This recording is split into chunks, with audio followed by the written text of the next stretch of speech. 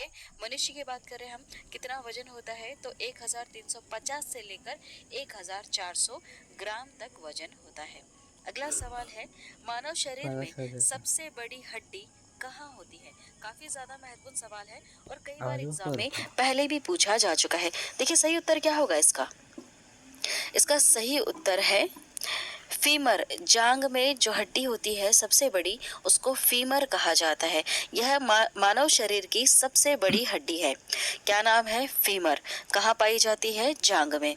अगला सवाल देखिएगा, मानव शरीर में सबसे छोटी हड्डी कहाँ होती है? सबसे छोटी हड्डी कहाँ पर है? तो सही जवाब होगा इसका मध्य कर्ण में है। ठीक है।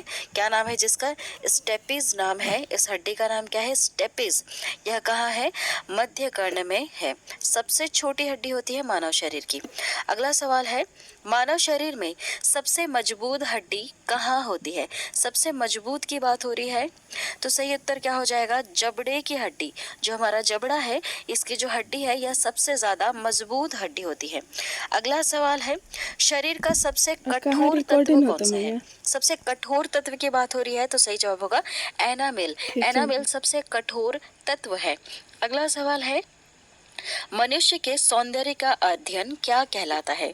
बहुत सारे अध्ययनों का अलग अलग नाम है, तो मनुष्य के सौंदर्य का अध्ययन क्या कहलाता है? सही जवाब क्या होगा इसमें से? सही जवाब है ऑप्शन सी वाला, कैलोलॉजी। नाम है कैलोलॉजी। यह मनुष्य के सौंदर्य का अध्ययन कहलाता है, कैलोलॉजी। अगला सवाल है, सामान्य मनुष्य का रक्तचाप कितना होता है? यह सवाल काफी ज्यादा महत्वपूर्ण है।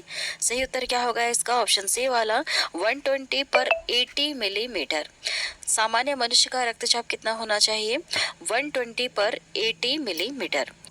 अगला सवाल है, शरीर में रक्त परिभ्रमण में कितना समय लगता है? कितना समय लगता है? तो सही उत्तर होगा 23 सेकंड्स लगते हैं। शरीर में रक्त परिभ्रमण करने में कितना समय लगता है? 23 सेकंड लगता है। ठीक है। अगला सवाल देखिएगा, मानव शरीर में जल की मात्रा कितनी होती है? कितनी होती है? तो सही उत्तर होगा इसका ऑप्शन ए वाला, 65 से लेकर 80% मानव शरीर में जल की मात्रा होती है। याद रखिएगा, यह सवाल भी कई बार एग्जाम में पूछा जा चुका है कि मानव शरीर में जल की मात्रा कितनी होती है? 80% तक होती है। अगला सवाल है, रक्त की मात्रा शरीर के भार का कितना प्रतिशत होता है? कुछ इस तरह से सवाल पूछा है आपसे कि रक्त की जो मात्रा है, यह शरीर के भार का कितना प्रतिशत होता है? सही उत्तर क्या हो जाएगा इसका? इसका सही उत्तर है 7% होता है। कितना होता है? 7% होता है। अगला सवाल है, मनुष्य में रक्त की मात्रा कितनी होती है? उसके शरीर में रक्त की मात्रा कितनी होती है? तो 5 से लेकर 6 लीटर तक होती है। ठीक। अगला सवाल है, मानव रक्त क्षारीय का पीएच 7.4 पीएच मान होता है। मानव रक्त का पीएच मान कितना है? 7.4 है। अगला सवाल देखिएगा, रक्त को शुद्ध करने वाला अंग कौन सा है? रक्त को शुद्ध कौन करता है? तो सही उत्तर होगा इसका किडनी। किडनी शुद्ध करती है रक्त को। ठीक है।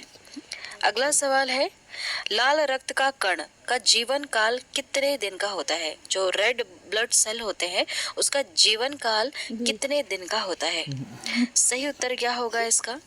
इसका सही उत्तर है 20 से लेकर 120 दिन तक लाल रक्त का कण जीवित रहता है। ठीक है। कितने से कितने दिन तक? 20 से लेकर 120 दिन तक लाल रक्त का कण जीवित रहता है। ठीक है। इसका जीवन काल कितना है? 20 से लेकर 120 दिन। याद रखिएगा, महत्वपूर्ण सवाल है। अगला सवाल है, श्वेत रक्त कण का जीवन काल कितने दिन का होता है? व्हाइट ब्लड सेल जो होते हैं, इसका जीवन काल कितने दिन का होता है? तो 2 से लेकर 4 दिन का होता है। अगला सवाल देखिएगा, सर्वदाता रक्त समूह है, तो ओ वाले व्यक्ति जो है, जिसका जो ब्लड ग्रुप है ओ पॉजिटिव है या फिर ओ है, वह व्यक्ति अपना जो ब्लड है वह किसी को भी दे सकता है, किसी भी जरूरतमंद इंसान को दे सकता है। अगला होता है, कौन सा होता है ऐसा ब्लड ग्रुप जो हर किसी ब्लड को एक्सेप्ट कर ले?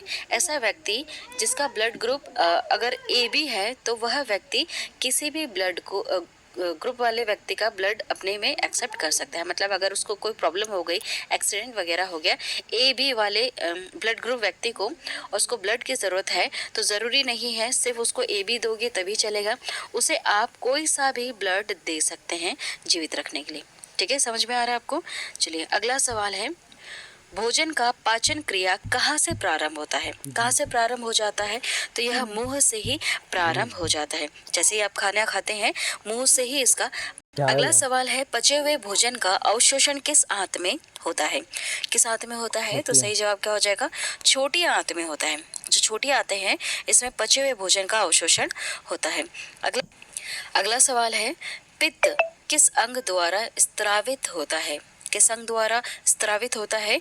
तो यह यकृत द्वारा स्त्रावित होता है। अगला सवाल देखिएगा, अगला सवाल है, शरीर की सबसे बड़ी ग्रंथि का नाम बताइए। सबसे बड़ी ग्रंथि का नाम क्या है? तो सही जवाब हो जाएगा इसका यकृत। लीवर जो है यह सबसे बड़ी ग्रंथि है हमारे मानव शरीर की। अगला सवाल है, सबसे बड़ा अंग। अगला सवाल, सबसे छोटी ग्रंथि का नाम बताइए। सबसे छोटी ग्रंथि कौन सी है? तो सही उत्तर हो जाएगा इसका पिट्यूटरी ग्रंथि। ठीक है, पिट्यूटरी जो ग्लैंड है यह सबसे छोटी ग्रंथि है।